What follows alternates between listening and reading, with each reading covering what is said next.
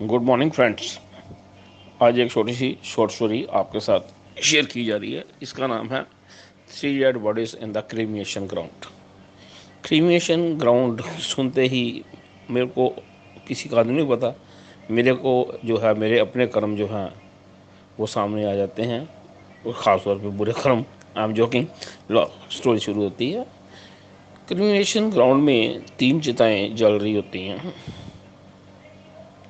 तीन चिताएं जल रही होती हैं और उनकी जो चिताओं से जलने से पहले, ठीक 1 घंटा पहले, पौना घंटा पहले का जो सीन है वो आपके सामने दिखाया जाता है। पहला चिता जो होती है, एक बहुत ही एफ्लुएंट, बहुत ही इन्फ्लुएंसर्स और बड़े दमदार बंदे की डेड बॉडी जो है वो क्रीमेशन ग्राउंड में आती है। बहुत बड़े पुलिस के ऑफिसर्स, बहुत बड़े बड़े पॉलिटिशियंस, काफ़ी रश होता है। एक प्रोसेशन बना चलता है उसकी डेड बॉडी को लेकर आने के लिए, और उसका बड़ा एक क्या है, राजकीय स्टेट की तरफ से उसका सम्मान किया जाता है। तो बड़ा रश होता है वहाँ पे, और बड़े एक रिस्पेक्टफुल वे से उसकी जो है क्रीमेशन ग्राउंड में जो उसकी डेड बॉडी को रख के उसकी चिता को जलाया जाता है। चिता नंबर 2 जो है वो एक व्यक्ति की होती है जिसने अपना सारी ज़िंदगी कुछ नहीं किया, सिर्फ सिमरन किया। और जिस किसी ने उसको कोई आटा दिया उसने आटा खा लिया, किसी ने कपड़ा दे दिया वो पहन लिया। ऐसा व्यक्ति था, इसका नाम था चौबे जी।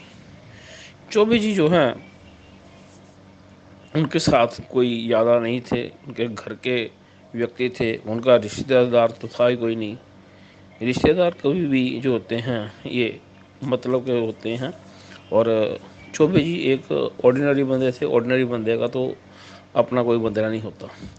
तो चौबे जी के 3-4 व्यक्ति थे, और उनकी जो क्या था, उनकी जो अर्थी भी है उसे उठाने के लिए भी चौबे जी की पत्नी ने 2 बंदों को हायर किया था, क्योंकि उनको अर्थी उठाने वाले भी कोई व्यक्ति नहीं था। ऐसा होता है नेक व्यक्ति के साथ, इसे ये संसार ऐसे ही करता है। चौबे जी जो है उनको चिता नंबर 2 जो थी वो उनकी थी, उनको अग्नि दी गई। कोई सामान नहीं था, एक ऑर्डिनरी व्यक्ति को जैसे चलाया जाता है ऐसे उनकी वो चिता जल रही थी। ठीक उसकी चिता के साथ ही एक थर्ड चिता थी। ये जो था भिखू मोची था। कौन था भिखू मोची? इसे एक लवारिस लाश की तरह जो था कंसिडर किया गया। एक जो होता है रिक्शा वाली रेहड़ी होती है, उसके ऊपर इसकी डेड बॉडी को रख के 2 पुलिस वाले आते हैं, और आके वो बोलते हैं यार इसकी लकड़ी कितने लगती है। वो बोलते हैं ये 1.25 मन लकड़ी लगती है। कहते हैं यार 1.25 मन ना लगाओ, आधी लकड़ी लगाओ, आधे पैसे हमें दे दो। ये पुलिस का करैक्टर है। ये हमेशा एक बात याद रखनी है, अगर आपने किसी भी स्टेट की गवर्नेंस देखनी है तो 3 चीज़ें आपको देखनी पड़ती हैं। नंबर 1 पे पर कैपिटा इनकम क्या है, वहाँ के जो एजुकेशन एंड हॉस्पिटलाइज जो है private government schools and government hospital जो हैं उसका लेवल क्या है, क्या वो अच्छी सर्विस दे रहे हैं या नहीं। थर्डली पुलिस का करेक्टर क्या है। इन 3 जो चीज़ों से पता लगता है पुअर गवर्नेंस का या गुड गवर्नेंस का। पीछे अभी महाराष्ट्र में आपको मालूम हुआ है कि वहाँ के जो ये न्यूज़ थी, हमें नहीं पता इसके बारे में इसकी सच्चाई क्या है। वहाँ पे एक न्यूज़ थी कि ऐसे एक पुलिस ऑफिसर को जो है बोला गया है किसी पॉलिटिशियन ने कि 100 करोड़ रुपया आपने कलेक्ट करना है। तो ये छोटी छोटी चीज़ें जो होती हैं ये बताती हैं, सिंबल्स होते हैं, इसे हमें अंडरस्टैंड करना चाहिए। हम दोबारा अपनी स्टोरी की तरफ आते हैं। पुलिस ने अपना काम किया, आधी लकड़ी पे वो भिखू मोची जो था उसको जला दिया। अब चिताएं जल रही हैं, और कुछ टाइम के लिए लोगों ने आंसू बहाए। कईयों ने मगरमच्छ के आंसू जूठे बहाए, कईयों ने दिल से आंसू बहाए, और उसके बाद सभी ने क्या किया, उन चिताओं को हाथ जोड़ दिया, सत श्री अकाल बोल दिया। अब क्या था, उन तीनों व्यक्ति जो थे, जो इन्फ्लुएंसर था वो था चौधरी साहब। चौधरी साहब जो थे, उन अब इनके जो सूक्ष्म शरीर जो थे, जिसको हम आत्मा बोलते हैं, वो वेट कर रहे थे कि उनको लेने के लिए ऊपर से जो जो भी आएंगे, दे आर वेटिंग। और उनकी जो आत्माएं थी, जो उनके सूक्ष्म शरीर थे, अपनी जलती हुई चिताओं को देख रहे थे। चौधरी साहब जो थे, उनको अपने ऊपर बड़ा अहंकार था। उनकी बॉडी जो थी वो जल चुकी थी, लेकिन अहंकार जो था, अहम भाव, उनके सूक्ष्म शरीर में अभी भी विराजमान था। तो वो साथ में खड़े जो व्यक्ति थे, ऑर्डिनरी चौबे जी और भिखू जो मोची था, उनके सामने वो डींगे हाँकने शुरू कर जाते हैं। उन्होंने बोला कि देखो जी, मेरी पूरी चलती है। ही फॉरगेट कि उसकी डेथ हो गई हुई है। तो चौधरी साहब जो है डींगे हाँक रहे हैं, जी मेरी पूरी चलती है। जिस भी पुलिस ऑफिसर को किस थाने में लगाना है, ये मेरे हिसाब से चलता था। पुलिस मेरे इशारे से चलती थी। उसके अलावा क्या था, जो भी थे बड़े बड़े मेरे इन्फ्लुएंसर्स मेरा काम करते थे। सरकारी ठेके जो थे वो मेरे को मिलते थे। ठेकेदार जो थे वो सभी जो थे मेरे को कमीशंस देते थे। अदरवाइज़ उनका कोई काम नहीं चलता था। मेरे कई सुंदर स्त्रियों के साथ संबंध थे, और कई हीरोइन जो थी उनके साथ भी मेरे संबंध थे। और मैं बहुत जवान था, लोग वाह करते थे। मैं खूब एक्सरसाइज करता था, तो मैं किसी हीरो से कम नहीं था। मेरे पास पैसा जो था बेशुमार था। कई बाहर की कंट्रीज़ में जो थी मेरी इन्वेस्टमेंट थी, और कई जगह पे मेरे लिंक्स थे, कॉन्टैक्ट्स थे। अंडरवर्ल्ड के साथ मेरा लिंक था। और ऐसे वो चौधरी साहब अपनी बातें जो थे वो बोल रहे थे कि अपनी तो बड़ी बातचीत रही है, मैंने बड़ा दान पुण्य किया है, मेरा नाम है, पूरे का पूरा नाम है। उधर से चौबे साहब जो थे उनको पूछा गया। चौबे साहब बोलते हैं, यार मेरे को तो सिर्फ सिमरन करना आता था, बस मैं सिमरन करता था। बस बच्चे जो थे वो अपने आप के इधर उधर से कुछ रोटी पानी का इंतजाम के लिए कर लेते थे, और बस मेरा तो यही काम था कि उसका प्रभु का सिमरन करूं।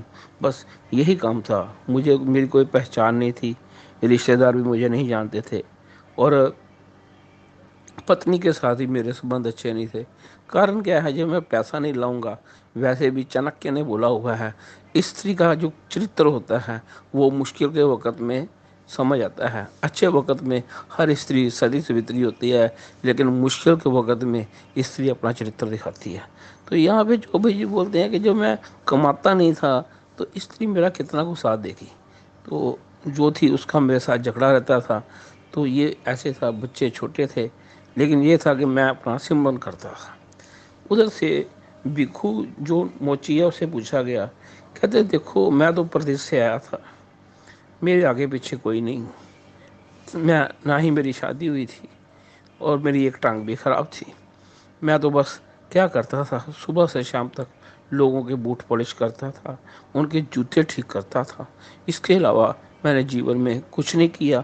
मैंने पाठ पूजा भी कुछ नहीं किया। हाँ, इतना है, अगर कोई मेरे पास आता था, अगर मुश्किल में कोई है व्यक्ति, उसको मैं चाय पिला देता था और प्यार से बात कर लेता था।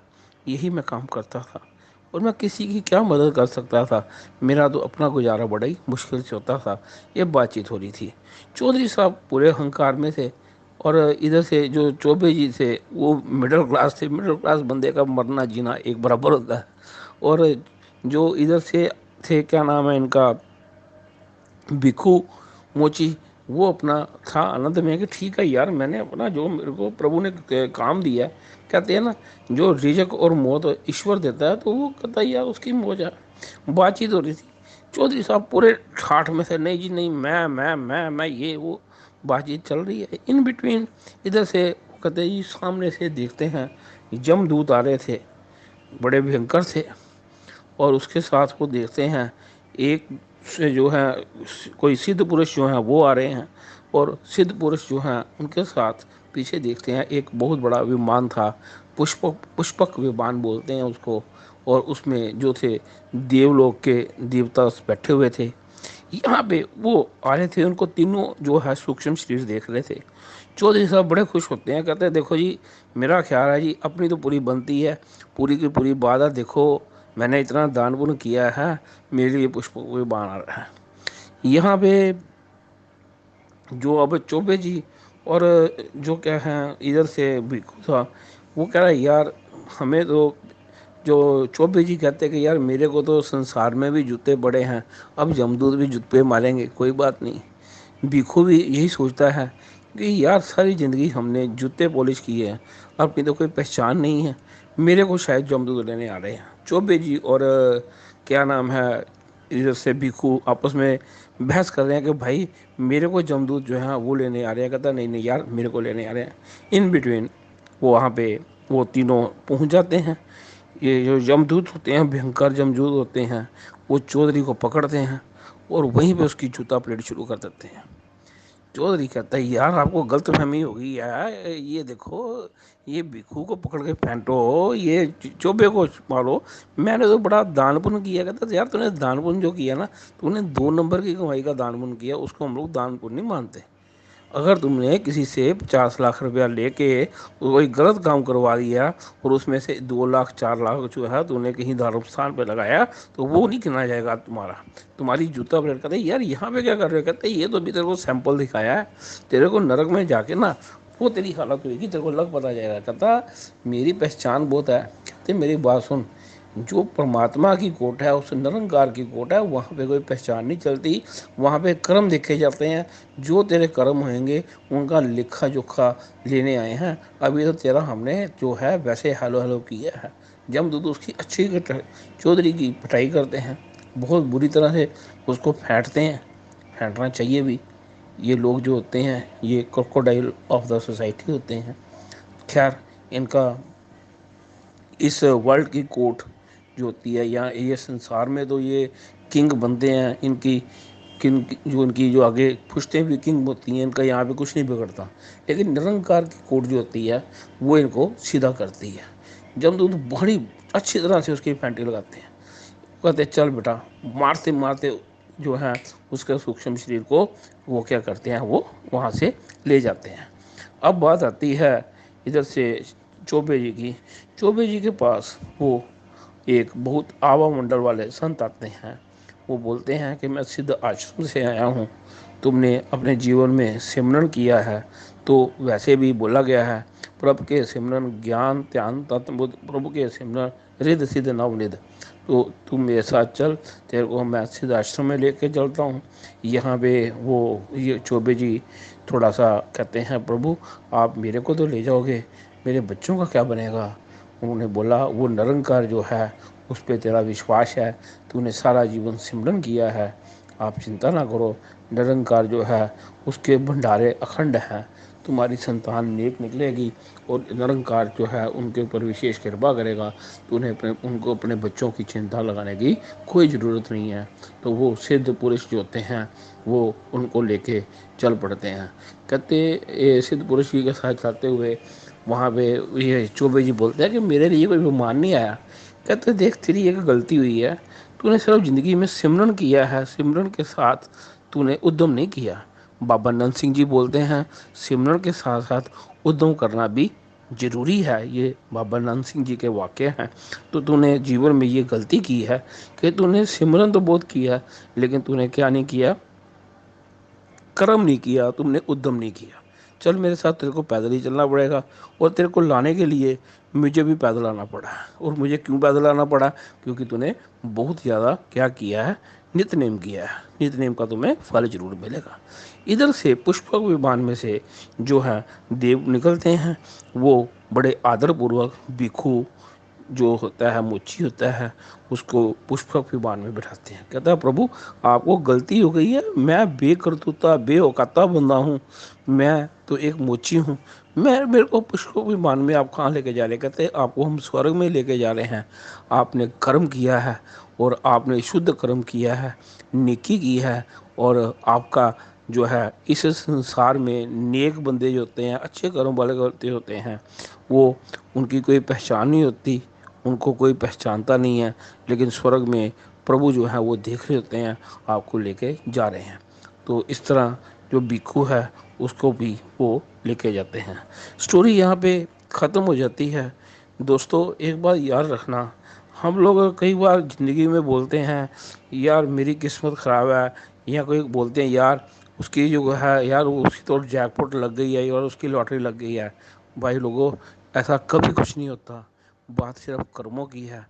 अच्छे कर्म करने वाला व्यक्ति है, उसकी लाइफ में गुड लक आता है। बुरे कर्म करने वाला व्यक्ति होता है, उसकी लाइफ में बैड लक आता है। और ये जो बुरे कर्म करने वाले व्यक्ति जो है, ये डॉन बने फिरते हैं इस दुनिया के। परमात्मा की कचहरी, परमात्मा की कोर्ट, उस निरंकार की कोर्ट में ये कभी भी नहीं बख्शे जाएंगे।